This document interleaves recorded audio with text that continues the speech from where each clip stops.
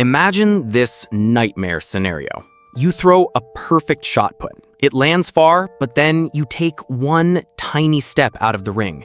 Boom, foul. Athletes must stay inside the throwing circle after they've released the shot or discus. Even brushing the rim with a toe before the implement lands counts as a foul. It's brutal, but it ensures all that explosive power comes strictly from within the designated area, highlighting the precision required in these events. Staying within lines is critical, but what about rules that seem to encourage knocking things over? You might assume knocking over a hurdle is an instant disqualification, right? Well, that's a common misconception, because runners are actually allowed to knock hurdles over. However, if they intentionally swat it down with a hand or foot, that's a brutal disqualification. It's also a foul if that hurdle gets knocked completely out of its lane. These rules maintain the integrity of the race while accounting for incidental contact. This balance of allowance and penalty adds a unique strategic element to hurdle races, much like how specific body parts determine a race's end. By the way, if you like this kind of track content, I would be really happy if you could subscribe. Thanks. A lot of people think the first part of your body to cross the finish line stops the clock, but that's not actually true. Your time is officially measured when your torso crosses the line, not your head, hands, or feet. This explains why you see those absolutely dramatic chest-first dives at the finish. They're not just for show. They're trying to shave off milliseconds by getting that vital torso across, turning the final moments into a precise calculation. This focus on precision continues in the complex footwork required for the next event. The triple jump has a rule that's so specific, it's mind-bending. The hop and the step parts of the jump must be done on the same foot. Then, for the jump itself, they have to switch to the opposite foot. If they mess up this super precise footwork, disqualification, simple as that. It's a testament to incredible coordination and adherence to a very particular sequence of movements, demanding flawless execution from start to finish. Speaking of strict movement rules, racewalking takes precision to an entirely different level. This event has rules that are borderline insane for their strictness. Racewalkers must have one foot in contact with the ground at all times. Think about that for a second. One foot always down. Plus, their front leg has to be perfectly straight when it passes a vertical line beneath them. These rules are strictly enforced, and violations frequently lead to disqualifications during competitions. It's brutal to watch, but that's the sport, demanding an almost unnatural gait from its athletes. And similarly tight restrictions apply to what athletes can consume during a long race. You'd think marathon runners could get a quick sip from anyone, right? No. Athletes receive hydration and energy supplements exclusively from official aid stations along the course. They are permitted to place their personal drinks at designated points for pickup during the race. But get this, absolutely no outside assistance with drinks from unauthorized individuals is allowed, ensuring fair play among competitors and preventing any unfair advantages. Just as strict limits apply to hydration, time itself becomes a critical factor in field events. Imagine being an athlete, pumped up for your turn, and a clock starts ticking down. Field event athletes operate under a strict time limit to begin their attempt once they have been cleared by an official. This time limit is frequently 60 seconds, and exceeding it results in an automatic disqualification for that attempt. Talk about pressure. This rule ensures a consistent and efficient pace of competition, keeping the events moving. But the rules don't stop there. Even an athlete's attire is under scrutiny. Even the smallest details in track and field, like shoe spikes, have specific restrictions. Spikes used in competition have maximum length limitations to ensure fair play and prevent injury. There is also a limited number of spikes allowed on the shoe. Furthermore, uniforms themselves are subject to rules, including limitations on the size of any advertisements displayed, ensuring a standardized appearance and preventing commercialization from overshadowing the sport. Beyond personal gear, External assistance in races also comes with very tight regulations.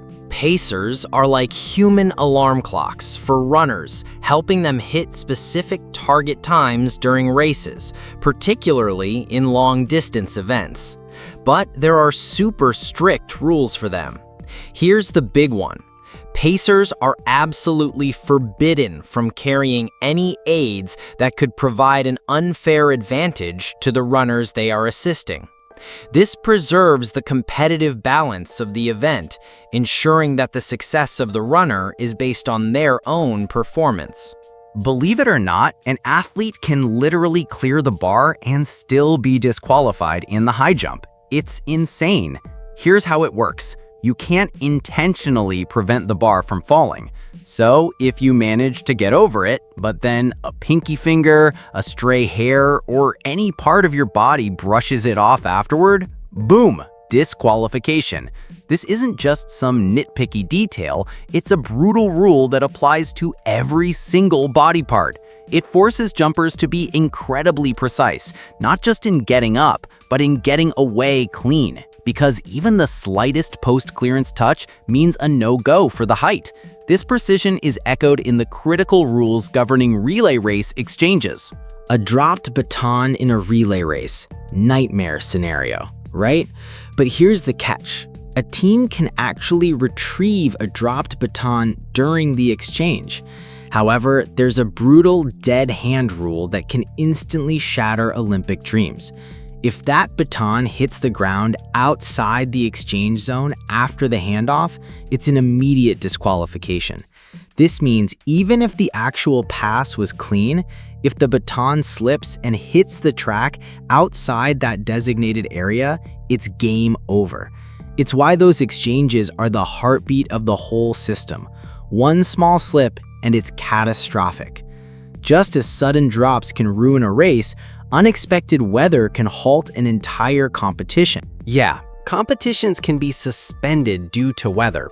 Athletes aren't just told to take a break, they have to leave the field entirely and just wait for the all clear. This isn't just an inconvenience, it's a massive disruption to an athlete's mental and physical rhythm. All that meticulous preparation, the warm-up, the focus, it can all be thrown into chaos because of a sudden downpour or a lightning strike. This kind of disruption to rhythm can be just as impactful as strategic moves and awareness required in endurance running. A lot of people think endurance running is just about who's fastest, but that's not actually true. There's a critical, almost unspoken rule: you have to yield to overtakers. Trying to block another runner, or even worse, pushing them, leads to an immediate disqualification. Simple as that. This isn't just about good sportsmanship. It demands constant situational awareness from every single runner. You're not just fighting the distance, you're also constantly aware of who's around you and what they're trying to do. After all that effort, the finality of official results can bring another layer of tension. So, someone sets a new world record. Amazing, right? But here's the kicker. It's not official until the jury confirms the results. And for a world record, World Athletics, the sport's global governing body, has to give their stamp of approval. This isn't a quick rubber stamp either. Until that whole rigorous process is complete, that world record is unofficially unofficial. It's a painstaking process to ensure every single number is accurate and validated, leaving nothing to chance. You'd think coaches would be right there, shouting encouragement, giving real-time advice. But that's a myth. Coaches are strictly forbidden from being in the actual competition area. They can't give direct instructions or even cheer in a way that interferes during the event itself. Instead, they're relegated to designated areas, usually in the stands or specific warm-up zones. This rule exists to ensure athletes perform under their own steam, relying on their training and in-the-moment decision-making. Just as coaches have rules, athletes face consequences for not adhering to no-show rules. Missing your event isn't just a minor oversight. It can be a catastrophic mistake for an athlete's career. If you fail to show up or don't properly notify officials of a withdrawal, the consequences can be brutal. We're talking fines and, even worse, bans from future competitions in specific series. It's a rule designed to keep events fair and running smoothly, because a no-show can mess up an entire schedule and deny another athlete a chance to compete. The precision demanded here mirrors the exact standards applied to marathon courses themselves. Thinking running a marathon is just about covering 26.2 miles? Think again. The routes have to be precisely measured and certified. And here's a weird fact: too much downhill can actually invalidate a record. Yes, an excessive net drop isn't allowed because it can give runners an unfair advantage, making records seem faster than they truly are. It's all about making sure every marathon record is earned on a truly challenging and standardized course. This attention to detail on the course is just as intense as the rules for the steeplechase. The steeplechase looks absolutely brutal, and some of its rules are just as intense. Athletes can step on the barrier before jumping off it, which is crucial for momentum, but you absolutely cannot go around it or step over it without touching it. And then there's the infamous water jump. You have to clear both the obstacle and the pit. It's not just a race, it's a dynamic puzzle of clearing hurdles, navigating water, and maintaining your pace all at once. So how do runners keep track of their laps? You might think athletes are solely responsible for counting, but nope, that's not how it works. There's always an official lap counter present. This person meticulously tracks each completed circuit for every competitor, making sure everything is precise. And when it comes down to it, their count is the one that matters most. Simple as that. If there's ever a dispute, the official's mark is definitive. It's like the heartbeat of the whole system, ensuring every race is totally precise. Believe it or not, before photo finish technology, race outcomes were often decided by subjective human judgment. But here's the catch. In races where athletes finish in a literal blink of an eye, human perception is simply not enough. This rule is basically the industry's way of saying, nope, we're not leaving anything to chance. It's insane how close some of these finishes are. And this tech ensures every thousandth of a second counts. So how does this work in practice? Long story short, a photo finish captures the exact moment an athlete's torso crosses the line, down to an unbelievable thousandth of a second.